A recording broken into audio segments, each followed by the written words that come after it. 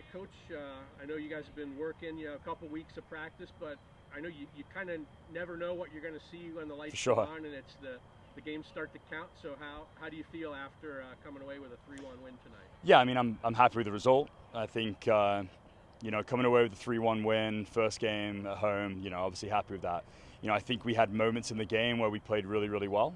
We had a few really sloppy and some messy moments, but I think that's to be expected, right? Early in the season, first game, the pressure's on now, under the lights, decent crowd. So no, I'm just really happy with the way the girls responded and kind of got into the rhythm as the game went on and just improved minute by minute. And you mentioned how the girls responded.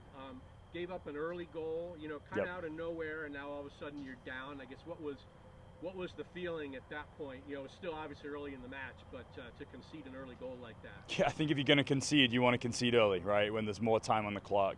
I think for me, it wasn't about being panicked and worrying. I mean, I believed in the team. I knew we had it in us. We got the depth on the bench. We just needed to settle in, find our rhythm, find our play, and yeah, luckily it came. And we found it. Second half, it just got better and better. And yeah, we got the 3 goals and potentially could have been more.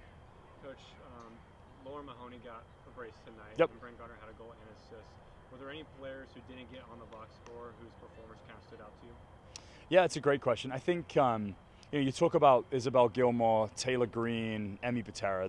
All 3 of them played 90 minutes, and I think they're tasked with what seems to be a very, very simple job. But there is so much pressure on them. They can't make mistakes at the last line. And I think their job of keeping the rhythm, moving the ball, finding the spare players, and allowing us to advance up the pitch, I give them a lot of credit. And so, especially with them, some of those mistakes early on, they were able to adapt, were able to respond really, really well and just improve as the game went on. So yeah, definitely. You had a lot of people come off the bench, a lot of newcomers, also some returnees. Yep. It felt like the bench players, there really wasn't a drop off. In fact, it felt like you got a little bit of a spark. Yep. Elena and Lauren both came in not long For before sure. the goal. They were both involved.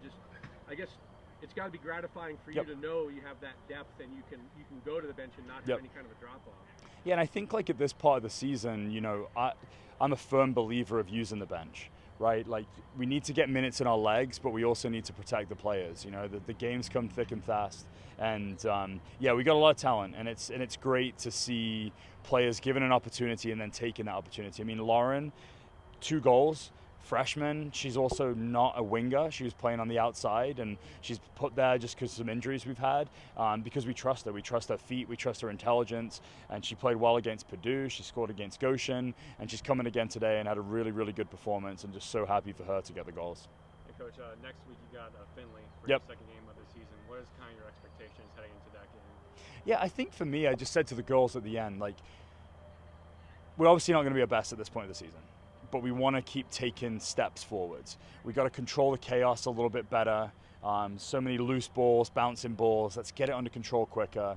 Let's find the open players and get calm. And so for me, it's about that, controlling the chaos, improving our build, improving our patterns, the details in the final third, and hopefully create some more chances. I felt like we did well. I just felt we were a little slow. Once we broke lines today, I felt we were a little slow to break the next line and go forwards, and it felt like we were going negative a lot when we should have been looking forwards. And I think that just comes from nerves, players being unsure, maybe not wanting to get forwards when they should because they're like, oh, I'm worried about losing the ball. And so I think as we grow and the confidence grows, I think and that's what happened in the second half.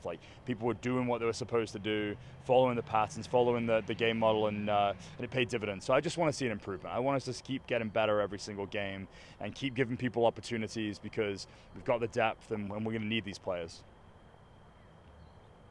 Any other questions? Coach, women's soccer here at Bowling Green has become a dynasty. It's 4 championships in the last 6-7 years. Yep. Preseason poll comes out a couple of days ago, and the other coaches in the conference say if the season ended right now, they would have Bowling Green seeded 6th. Yep. That seems to make you guys an underdog.